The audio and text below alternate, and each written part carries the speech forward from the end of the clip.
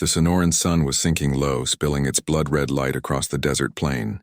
The sky burned with hues of copper and rose, and the air shimmered like a heated blade. A wagon creaked down the narrow trail near the San Pedro River, pulled by a weary mule that had seen too many miles and too little mercy. Inside that wagon sat Isabella Duarte, her dark hair tangled from the wind, her hands raw from the reins. She had been on the road since dawn, carrying supplies from the nearest fort to her father's small ranch some miles north. The day had been long, cruel, and lonely. When the wheel hit a rut and cracked, the wagon lurched hard to one side, throwing her to the ground. Dust filled her throat and eyes. Cursing under her breath, Isabella stood and examined the damage. The wooden spoke had split clean through. The desert stretched around her in silence, a world of sagebrush and stone.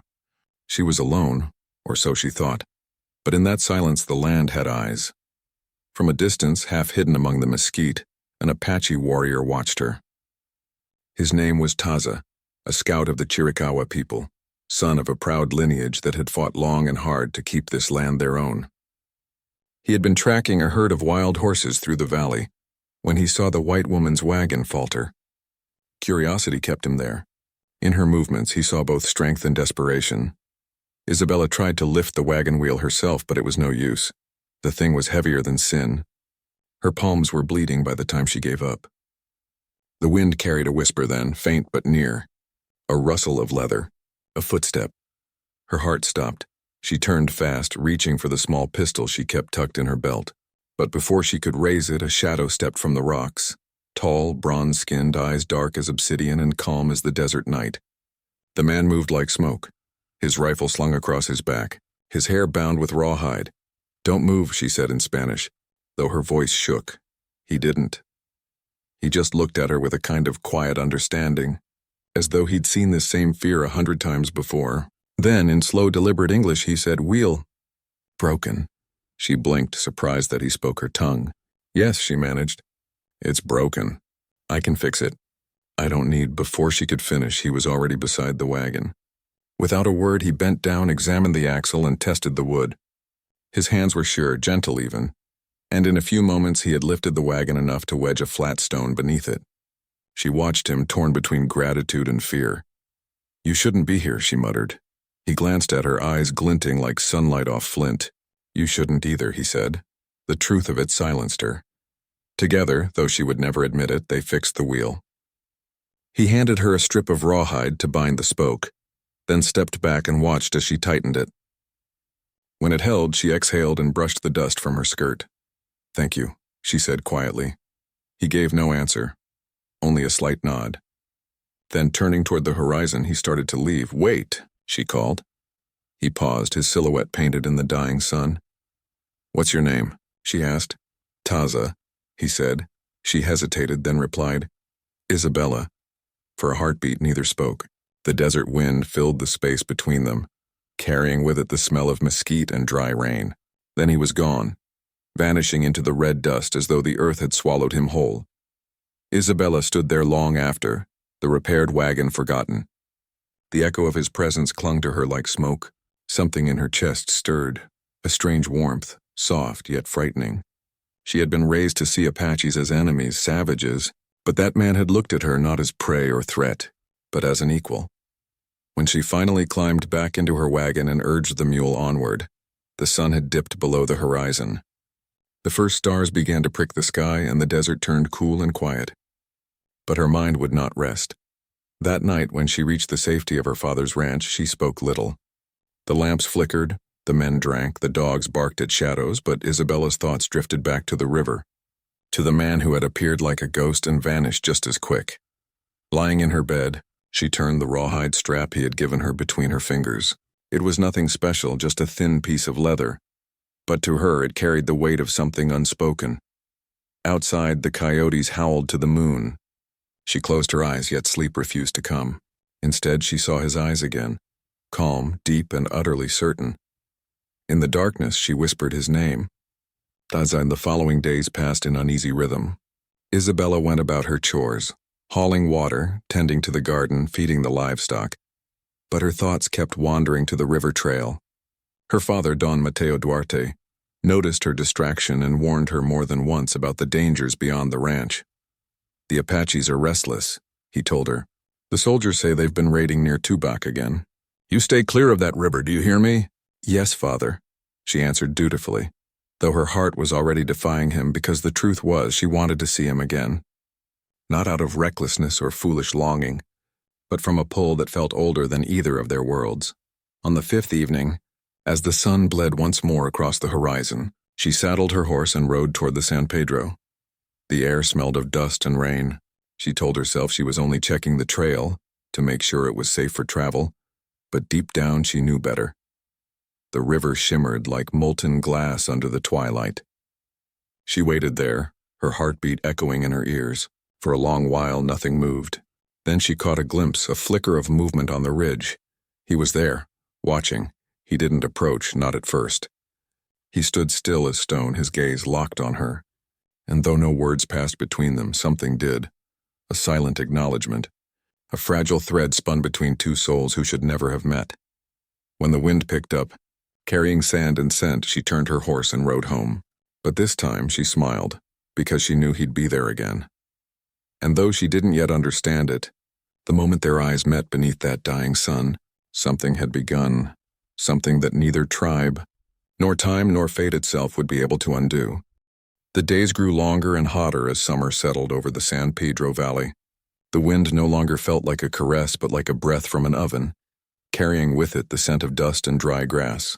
The sky stretched wide and empty, the color of faded denim, and the earth cracked beneath the weight of the sun. Yet amid that still burning land, Isabella Duarte found herself restless, her thoughts forever circling back to that silent man of the desert. Taza. She told herself she'd only seen him once, that it had been nothing, a chance meeting born of trouble and gratitude. But she could not shake the image of his calm eyes and the quiet strength in his hands as he lifted the broken wagon wheel. Every night when she tried to sleep, she saw his face in the red glow of the campfire that lived only in her memory. It wasn't long before she found reasons to ride to the river again. She told her father she needed water, or herbs, or solitude. The excuses came easy, and Don Mateo, busy with the ranch hands and the troubles of running cattle through Apache territory, paid her little mind. The truth lay in her heart. She hoped to see him again, and she did. The first time he appeared without sound, as if born from the desert itself. One moment she was kneeling by the riverbank filling her canteen, and the next his reflection rippled in the water beside her. She turned sharply, startled, but this time there was no fear. "Taza," she whispered. He inclined his head slightly, that same solemn composure on his face. "Isabella," he replied, his voice low and deep, carrying the rhythm of the land itself. For a long moment neither spoke. The river ran between them, thin and silver under the sun. Then she smiled faintly. "You shouldn't sneak up on people like that." His mouth curved just enough to show amusement. "I did not sneak," he said. "You were not listening." She laughed softly, something she hadn't done in days. That was the beginning. From then on they met often, sometimes by chance, sometimes by unspoken promise. Their worlds were divided by language and blood, yet they found a bridge in silence and small gestures. He taught her Apache words, short and sharp like stones. She for I, ni for you, shida for my heart.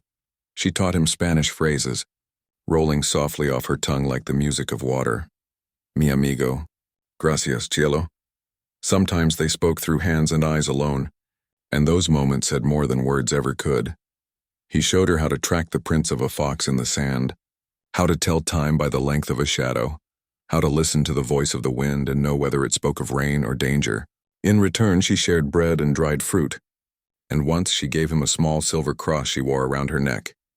He turned it in his fingers, studying it as if it were something sacred. "It is for protection," she said softly. "I do not need protection," he replied. "Then keep it for me." That made him pause. He looked at her for a long moment, long enough that the air seemed to thicken between them, and then he tied the cross around his neck with a strip of hide. From that day, it never left him. As the weeks passed, the world outside their hidden riverbank grew darker. Rumors of raids reached the ranch, Apache war parties attacking supply routes, soldiers retaliating with brutal vengeance. Each side called the other savage, and the land filled with fear and hate. Isabella's father gathered the men one evening and warned them all. "No one goes near the river," he said. "There's talk the Apaches are using it as a crossing. If any of you see one, you shoot first." Isabella sat at the table, her heart sinking. That night she rode out after moonrise. The desert was silver beneath the light, the air cool at last, the stars bright enough to make the world feel close and eternal. She found him waiting by the same bend in the river, his horse tied to a mesquite. When she reached him, he saw the worry written on her face. "Something has changed," he said, reading her without words. "They're saying there will be fighting," she whispered. "My father? He'll kill any Apache he finds near the ranch." He nodded once. "Your father protects his people. I do the same. But what about us?" she asked, the question trembling between them like the flame of a candle. He looked at her then, truly looked, as if seeing her for the first time and for all time at once. "You should not come here," he said quietly. "I know," she replied. "And yet I do." Something flickered in his eyes, pain perhaps, or longing too heavy for words. He stepped closer, close enough that she could feel the heat of him even in the cool night. His hand rose slowly, hovering near her cheek but never quite touching. "When I see you," he said, "I forget the war." Her breath caught. "Then let us forget it together." From that night on, they stopped pretending. Their meetings became secret and sacred. They spoke of dreams and fears, of stars and spirits, of the line between duty and desire. Sometimes she brought him food. Sometimes he brought her wildflowers or eagle feathers. Once, during a desert storm, they took shelter together beneath an overhang of rock, the rain falling like curtains of glass around them. She shivered, and he draped his cloak across her shoulders. "Why do you do this?" she asked. He met her gaze. "Because I cannot stay away." The confession hung in the air, heavy as thunder. For a moment she wanted to flee from it, from him, from herself. But then his hand brushed hers, and the world seemed to stand still. But love, in that land and time, was a dangerous thing. The ranch hands began to notice her absences. Whispers spread like dry grass fire. Her father grew suspicious and angry, demanding answers she dared not give. One night, after hearing her name spoken in the same breath as Apache lover, she fled to the small chapel near the ranch, falling to her knees in prayer. "Lord," she whispered, "if this is sin, then let my heart be still. But if it is love, then give me courage." The silence that followed gave no comfort, only truth. She could no more stop loving Taza than stop the wind from blowing or the river from flowing. When she left the chapel, dawn was breaking, pale and uncertain. In her heart, she knew what would come next.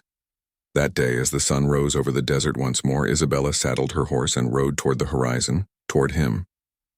She did not know that her father's men had seen her go, or that danger waited on every ridge. She only knew that the stirring in her heart had become a fire that would not be extinguished. Somewhere beyond the river, Taza was waiting, and soon both would learn that love, once awakened, could burn brighter and more perilous than the fiercest desert sun. The night it happened began like any other. Quiet, heavy with heat, the air thick with the scent of dry sage and smoldering wood. The ranch had fallen still, the men asleep, the lanterns burned low. Yet Isabella Duarte sat by her window, unable to close her eyes. Her father's words from that evening still echoed in her mind. "I know where you've been, Isabella," Don Mateo had said, his voice hard as iron. "Do not shame this family. If I ever catch you near that river again, you'll wish the Apaches had taken you instead." His rage had been sharp and unrelenting, born of fear more than hatred, but it left no room for mercy. She had seen the pistol on his hip, the trembling of his hand as he spoke. And so when midnight came, she packed a small satchel, water, a loaf of bread, her mother's rosary, and slipped from her room without a sound. The full moon lit the yard like silver fire. She untied her horse Paloma from the post and whispered, "Quiet now, girl." Within minutes, she was riding south toward the desert, her heart pounding louder than the hooves that struck the dry earth. She told herself she wasn't running to him. She was running from the anger, the fear, the prison of her father's world. But deep down, she knew the truth. Every step carried her closer to Taza. The desert stretched before her, vast and merciless. The mesquite trees clawed at the night and the horizon shimmered with the faint promise of dawn. Coyotes sang somewhere far off, their cries rising like broken prayers. She rode until the ranch was a memory behind her. At last, she stopped near the San Pedro River, the same place where they had first met. The water glimmered faintly in the moonlight, soft and silver. Whispering secrets only lovers and ghosts could understand, she dismounted, her legs trembling from exhaustion. Her throat dry as dust.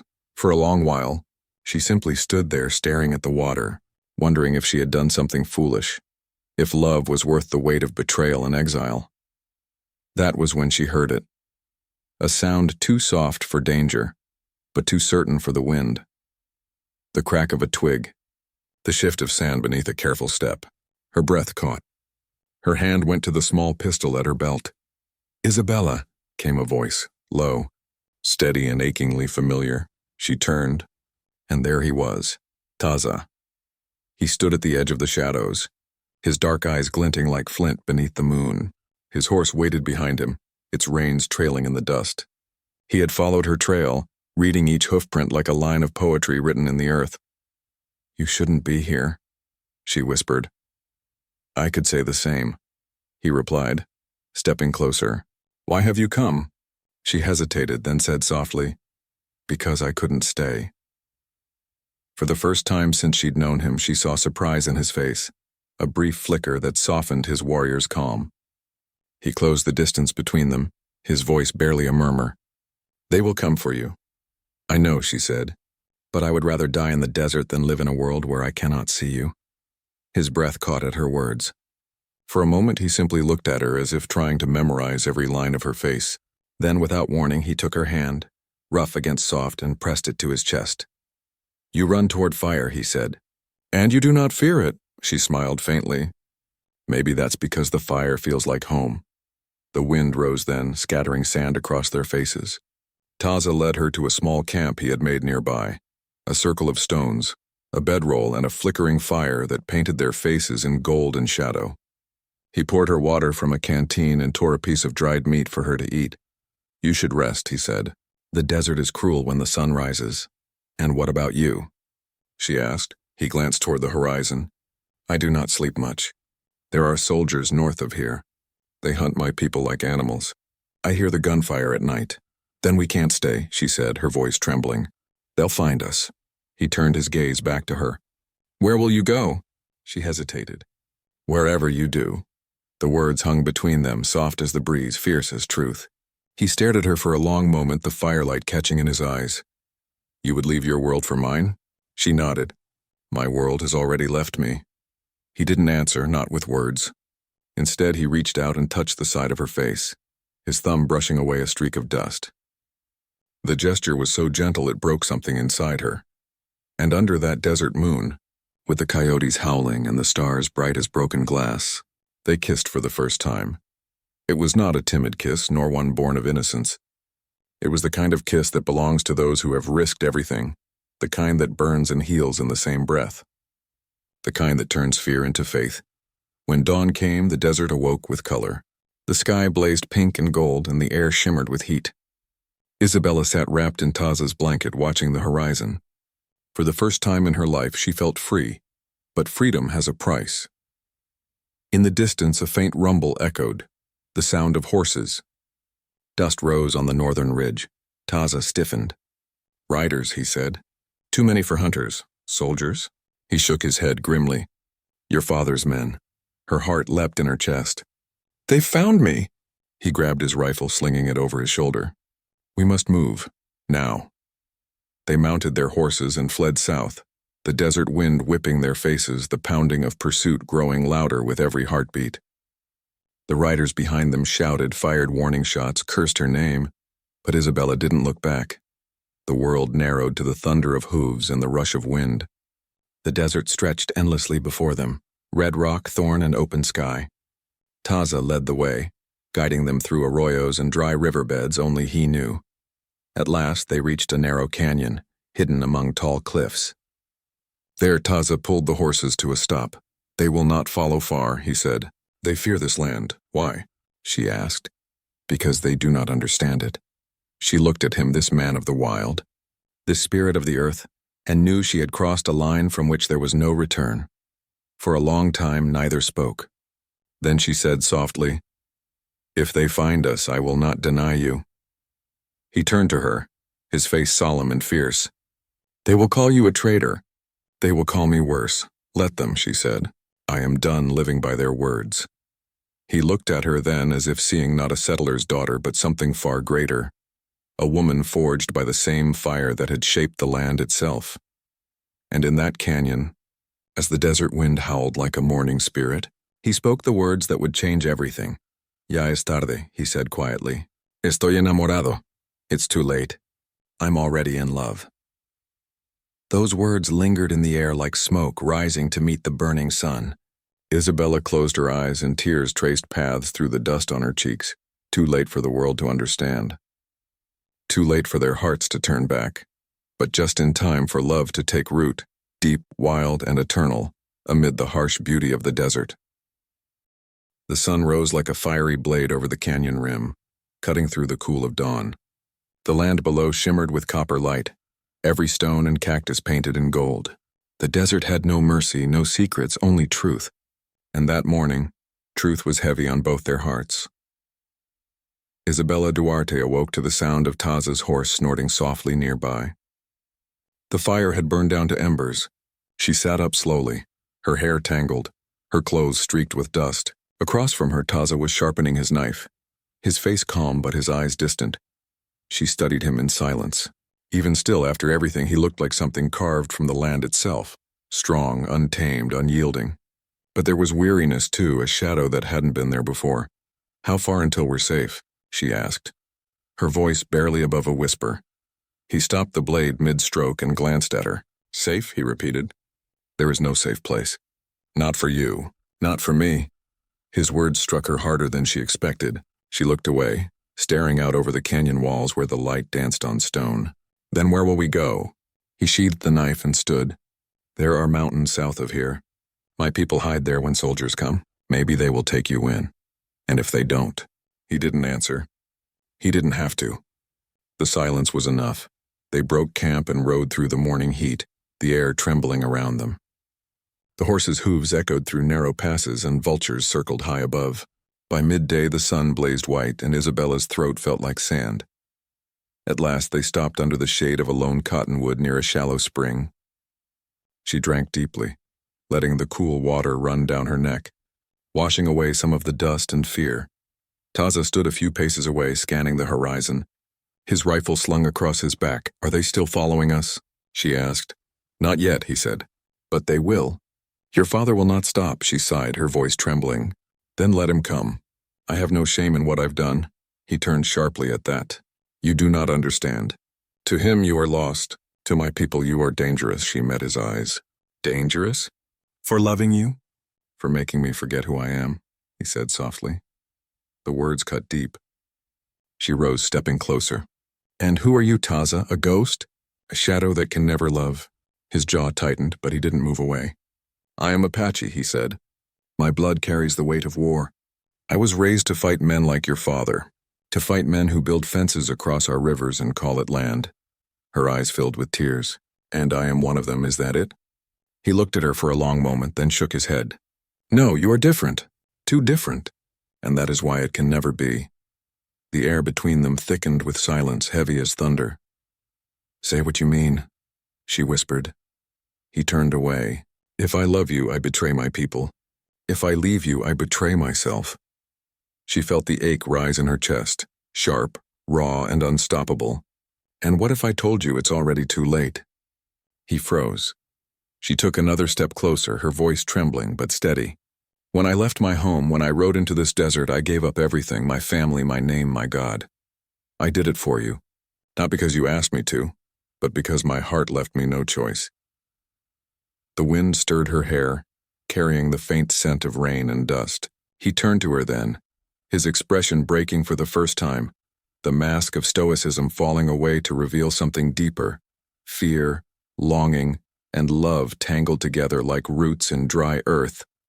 "Isabella," he began, but she didn't let him finish. "No," she said firmly. "You listen to me, Taza. I don't care what names the world gives us, settler, Apache, sinner, saint. The desert doesn't care. The sky doesn't care, only we do.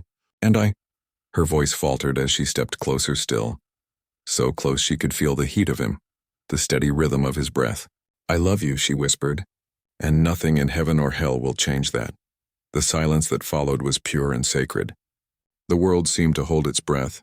Then Taza spoke, his voice low, rough with emotion. "Ya es tarde," he said softly. "Estoy enamorado." It's too late. I'm already in love. The words hung in the air like smoke, shimmering in the heat. She felt them before she understood them, like the echo of thunder before the rain. He reached for her, his hand trembling slightly, and she stepped into his arms. The moment their skin met, all the walls between them fell away. The desert around them faded. There was only the sound of their hearts and the whisper of the wind through the canyon grass. When he kissed her, it was not the hungry kiss of escape or fear. It was a promise, fierce and eternal. A confession born from everything they had endured and everything they still would. And for that one brief heartbeat of time, the desert itself seemed to forgive them. But love does not stay hidden for long in a land like that. As the afternoon burned on, a column of smoke rose on the northern ridge, thin, dark, deliberate. Taza saw it first. His face went cold. "Signal fire," he said. "They've found our trail." Isabella's heart twisted. "Then we run again?" He nodded. "Yes, but not to flee. To fight." He turned to her horse and tightened the reins, his movement sharp, purposeful. "If they come, you do not look back. You ride south toward the mountains. There is a place called Valle Oscuro. My people will find you there." She grabbed his arm. "And you?" "I will stop them." "No," she cried, clutching at him. "Taza, you can't—" He caught her hand and pressed it against his chest over his heart. "This is where I belong, protecting what I love." She shook her head, tears streaming down her cheeks. "Then let me stay." His gaze softened. "If you stay, they will kill us both." "Then let them," she whispered fiercely. "Better to die with you than live without you." For a moment he said nothing. The wind howled through the canyon like a warning. Then slowly he leaned in and kissed her forehead. "No," he said, "not today." When they parted, the world felt heavy with fate. She mounted her horse, gripping the reins tight. He watched her for a long moment, then gave a sharp nod. "Ride," he said. She hesitated, wanting to speak, to tell him once more what her heart screamed. But no words came. So she turned and rode, the wind tearing at her hair, the desert flying past in blurs of gold and red. Behind her, she could still hear his voice, soft but certain. "Ya es tarde. Estoy enamorado." And somewhere in that vast, unforgiving wilderness, a gunshot echoed. The desert kept its secrets. But those who rode near the San Pedro in later years would speak of strange things. Of a woman who cried to the stars at night, calling a name the wind carried away. Of a lone Apache warrior whose shadow moved across the rocks long after his body was gone. They said, "Love like that doesn't die. It only changes shape." And the wind, when it passed through that canyon, seemed to whisper the same words again and again. "Ya es tarde. Estoy enamorado." The sun rose heavy and red that morning, staining the horizon with the color of sorrow. The desert was still, too still. Even the wind seemed to hold its breath. Isabella Duarte rode through the canyons like a ghost, the same path she and Taza had taken together just the day before. Her horse stumbled once, exhausted, but she pressed on.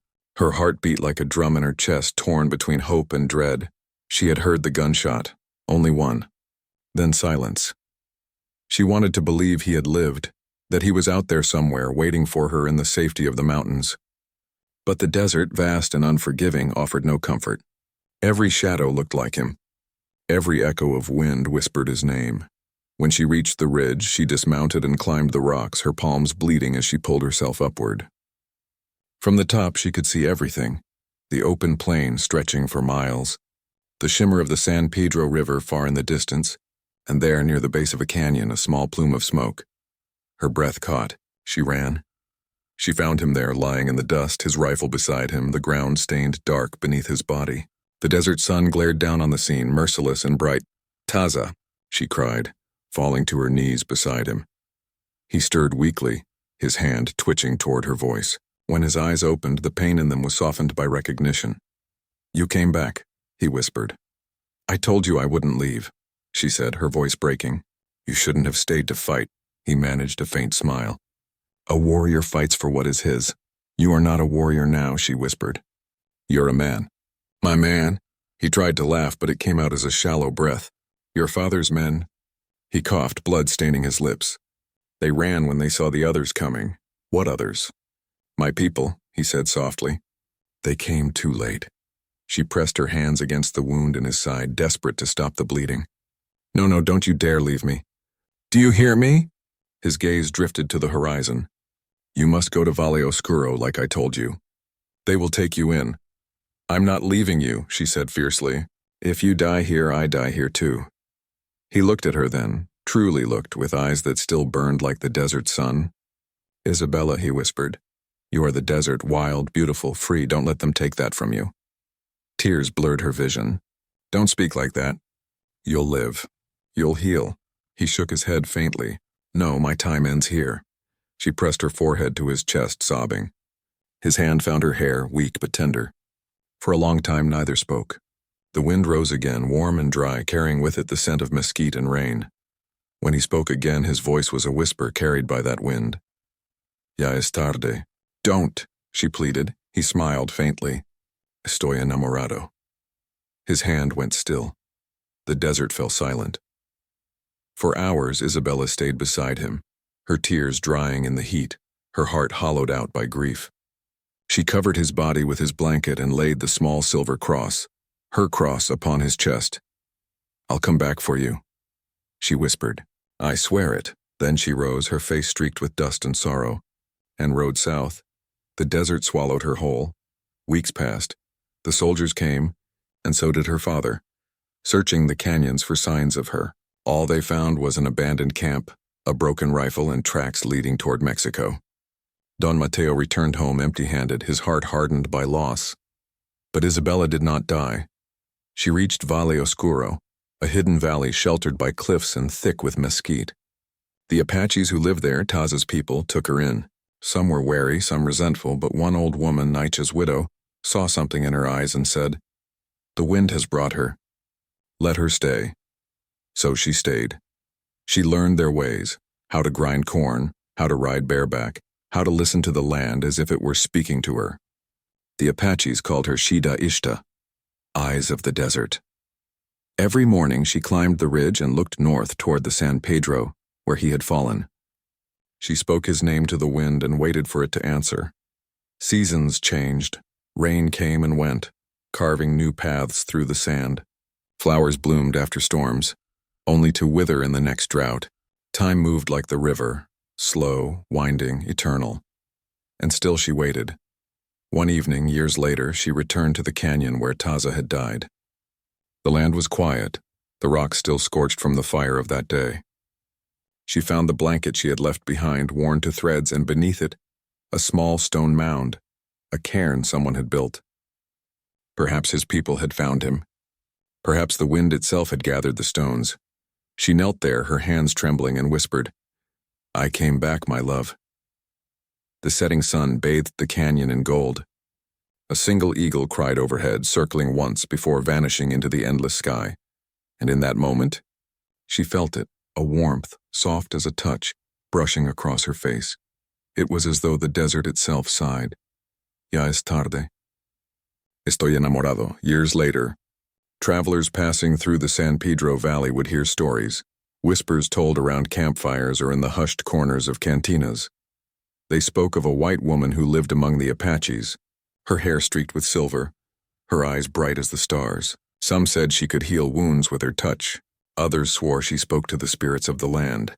And on certain nights, when the moon hung low and the wind carried that soft desert hum, they said she rode alone through the canyons, her horse white as bone, calling a name that the mountains themselves seemed to answer. Taza. No one ever found her after that. Some said she disappeared into the desert's heart, where the land meets the sky. Others believed she joined him in the spirit world, walking forever through the red sands of eternity. But those who truly listened, the old men, the storytellers, the ones who still remembered the old tongue, they said love like that never dies. They said when the wind moves through the San Pedro Valley at dusk, You can still hear it whisper through the mesquite and stone. Ya es tarde. Estoy enamorado. It's too late. I'm already in love. And so their story lived on, not written in books or carved on headstones, but in the breath of the land itself. A woman who fled from fear and found her heart. A warrior who defied his blood for love. Two souls who met beneath the desert sun, and in that moment changed the world around them.